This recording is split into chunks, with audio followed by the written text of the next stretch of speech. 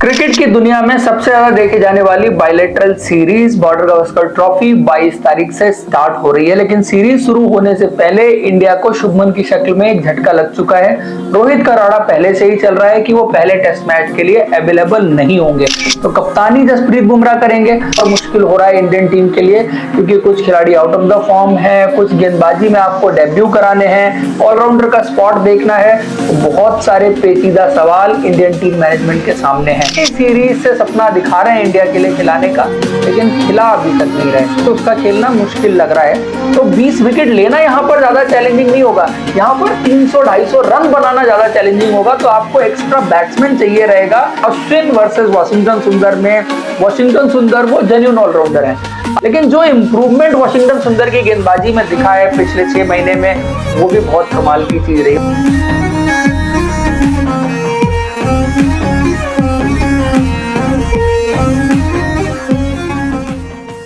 Cricket की दुनिया में सबसे ज्यादा देखी जाने वाली bilateral series border Gavaskar trophy 22 तारीख से स्टार्ट हो रही है। लेकिन सीरीज शुरू होने से पहले इंडिया को शुभमन की शक्ल में एक झटका लग चुका है।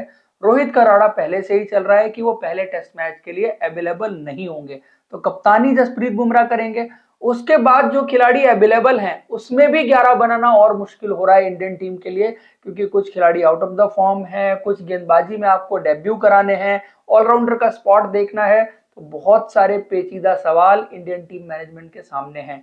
ओपनर से ही आप शुरू कर लें, तो एक ओपनर जिसको आप कई सीरीज से सपना दिखा रहे हैं इंडिया के लिए खिलाने का, लेकिन खिला अभी तक नहीं रहे। और ये बात भी पक्की है कि यहाँ पर भी उसका खेलना मुश्किल लग रहा है, क्योंकि जब न्यूजीलैंड की सीरीज हारने के बाद आपने ध्रुव जोरेल और केएल राहुल को ऑस्ट्रेलिया भेजा, फिर प्रैक्टिस गेम में केएल राहुल को ओपन कराया, उसी दिन ये इंडिकेशन मिल गया था कि केएल राहुल इंडिया के लिए पर्थ टेस्ट मैच में ओपन करने वाले हैं। हालांकि कुछ दिन पहले तक आप ये कह रहे थे कि केएल राहुल हमारे लोअर मिडिल ऑर्डर में भी खेल सकते हैं, 6 नंबर पर खेलेंगे, उस जगह के लिए उनको बैक किया जा रहा था। लेकिन अब दोबारा से आप केएल राहुल को एक ओपनर के रूप में खिलाने जा रहे हैं, और जो मुझे लगता है कि पक्का खेलेंगे।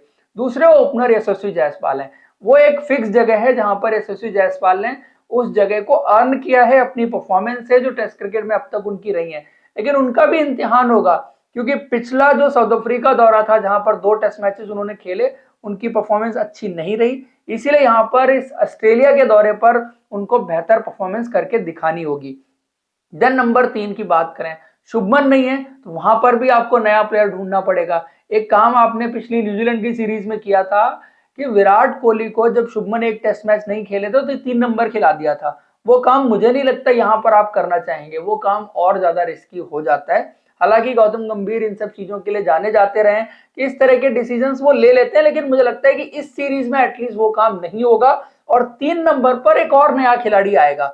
अभिमन्यु ईश्वरन तो नहीं खेलेंगे, क्योंकि वो खेलेंगे तो एज ए ओपनर खेलेंगे, और जब आपने ये तय कर लिया कि केएल राहुल आपके ओपनर हैं, तो अभिमन्यु ईश्वरन 3 नंबर के कैंडिडेट तो नहीं है। एक खिलाड़ी को आपने ऑस्ट्रेलिया में रोक लिया जिसका नाम है देवदत्त पाडिक्कल। तो 3 नंबर जो है वो देवदत्त पाडिक्कल आपके लिए इस टेस्ट मैच में खेलने वाले हैं। 4 नंबर पक्की जगह विराट कोहली की, उसमें ना किसी को हिलाने की जरूरत है, विराट कोहली तो वहीं खेलेंगे 4 नंबर की जगह पर।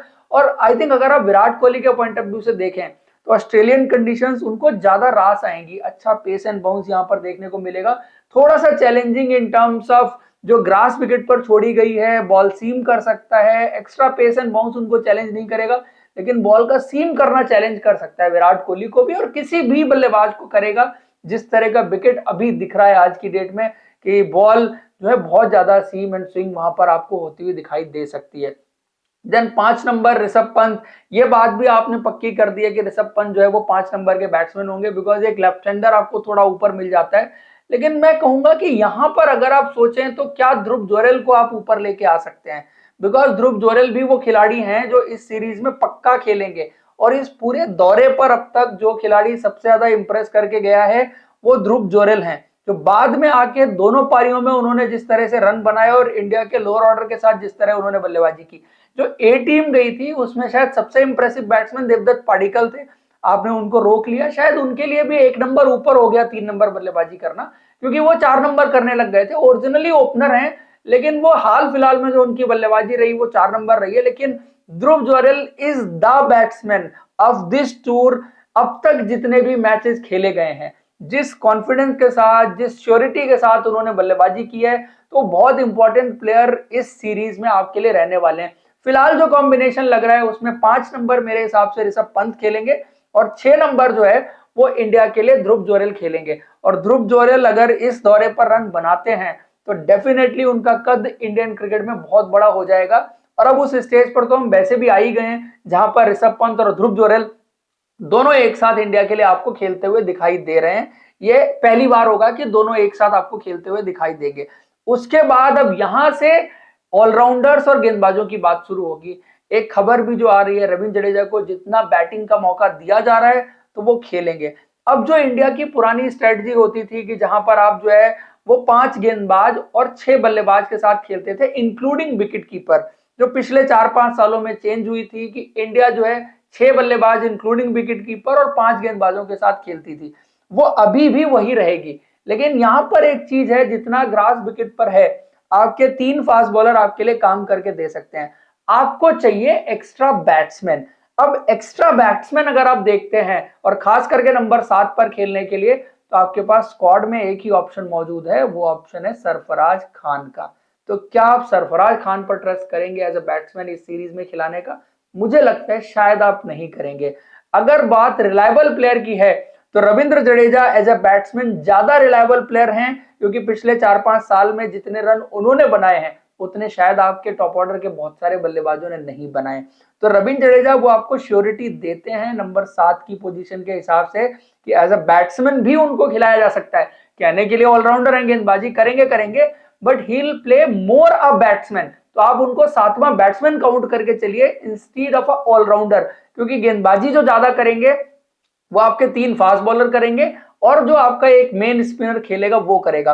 तो 7 नंबर रविंद्र जडेजा हो गए कहने के लिए allrounder, but he will play more a batsman. Then number 8 की बात अगर की जाए तो वहां पर वॉशिंगटन सुंदर, ये अश्विन और वॉशिंगटन सुंदर के बीच की रेस बड़ी इंटरेस्टिंग है, बट चूंकि आपकी बल्लेबाजी में ज्यादा लूप होल्स दिख रहे हैं, प्लस जो है पर्थ का विकेट फास्ट बॉलर्स को मदद करने वाला है, तो 20 विकेट लेना यहां पर ज्यादा चैलेंजिंग नहीं होगा। यहां पर 300-250 रन बनाना ज्यादा चैलेंजिंग होगा। तो आपको एक्स्ट्रा बैट्समैन चाहिए रहेगा।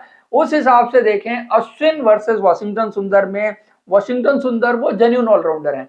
अगर आप उनको एज ए गेंदबाज कंपैरिजन करें जडेजा के साथ तो बेटर हैं। अश्विन के साथ शायद कम है, बिकॉज विद अश्विन एक्सपीरियंस वो बहुत कुछ टेबल पर आपके लिए लेके आते हैं एज ए गेंदबाज अगर बात की जाए। लेकिन जो इंप्रूवमेंट वॉशिंगटन सुंदर की गेंदबाजी में दिखा है पिछले 6 महीने में, वो भी बहुत कमाल की चीज रही। और with his height and release point, with his trajectory, वो सारी चीजें अगर आप देखें तो वॉशिंगटन सुंदर इस दौरे पर इंडिया के लिए बड़ा डिफरेंस डाल सकते हैं अपनी गेंदबाजी से भी, प्लस अपनी नेचुरल जो बल्लेबाजी की स्किल उनके पास है।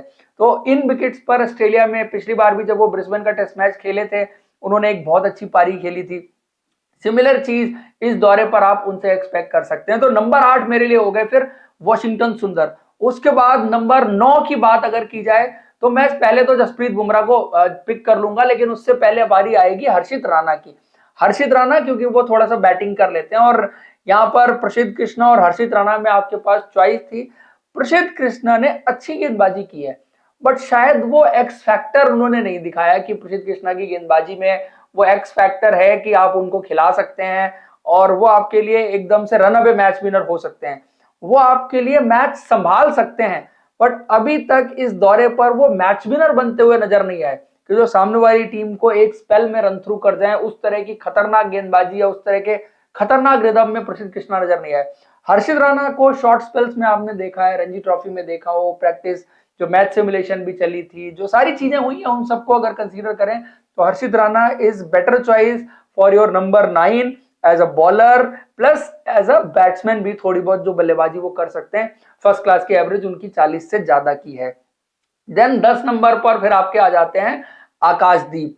आकाशदीप और सिराज में चॉइस आपके लिए रहेगी कि आप किसको खिलाना चाहते हैं, बट चूंकि ये विकेट काफी हेल्प करेगा और बॉल यहां पर सीम होगा, आकाशदीप समवन जो गेंद को स्विंग कराने के साथ सीम भी कराना जानते हैं। तो जिस तरह का अपराइट सीम उनका रहता है, ऑफ द विकेट पड़ के गेंद उनका अच्छा सीम भी होता है। तो वो एक चीज उनके साथ एसोसिएट होती है। और दूसरी चीज क्या है कि बहुत कंसिस्टेंट गेंदबाज हैं। इस तरह के विकेट पर आपको एक चैनल पकड़ के गेंद डालते रहना बहुत जरूरी है, रादर देन कि आप ओवर ट्राई करें, बहुत ज्यादा वेवर्ड हो, कभी आप हाफ बॉल ही दे रहे हैं, कभी शॉर्ट पिच डाल रहे हैं, कभी कट खा रहे हैं, कभी पुल खा रहे हैं। उससे ज्यादा जरूरी है कि आप बैट्समैन को ड्रॉ करें फ्रंट फुट पर और वहां से आप एज निकलवाएं, क्योंकि यहाँ पर विकेट में काफी हेल्प रहने वाली है। तो उस मामले में आकाशदीप सिराज से आगे रहने चाहिए। और वैसे भी अगर आप परफॉर्मेंस देखो सिराज की जितनी खराब रही है उसमें आकाशदीप को ही उनसे आगे होना चाहिए। लेकिन सिराज के पास यह है कि एक्सपीरियंस है, काफी खेले हैं, पिछले दौरे पर भी ऑस्ट्रेलिया आए थे, but still I will back Akashdeep as number 10। Then फिर कप्तान जसप्रीत बुमराह जो है वो आपके 11वें नंबर के प्लेयर हो गए, उनके बारे में बात करने की जरूरत नहीं है। इसमें जो छूट गए वो नीतीश रेड्डी। अब नीतीश रेड्डी को कॉम्बिनेशन में खिलाया जा सकता था जडेजा की जगह पर, बट अगर बल्लेबाजी देखें नीतीश रेड्डी की, गेंदबाजी देखें, ऑन पेपर अगर आप जडेजा की जगह नीतीश रेड्डी को रखेंगे तो आपका कॉम्बिनेशन ज्यादा अच्छा दिखेगा। बट अब रियलिस्टिक होकर अगर देखें, जडेजा को रख के आपको बल्लेबाजी में श्योरिटी मिल रही है, नीतीश रेड्डी को रख के अगर आप देखें तो आपको ना बल्लेबाजी में श्योरिटी मिल रही है ना गेंदबाजी में श्योरिटी मिल रही है। That's why I am saying कि आप जो है वो जडेजा को खिलाओ, कम से कम आपको ये पता होगा कि आपको मिलने क्या वाला है। एटलीस्ट बल्लेबाजी में आपके लिए वो स्कोर करके दे सकते हैं जो पिछले 3-4 साल में करते रहे। नीतीश रेड्डी को थोड़ा सा वक्त और चाहिए इंटरनेशनल क्रिकेट में तैयार होने के लिए। तो दोस्तों ये मेरी प्लेइंग 11 है, आपकी क्या है कमेंट करके बताइए। वीडियो अच्छा लगा है तो लाइक और हमारे चैनल को सब्सक्राइब जरूर करें। Thank you, see you in next video.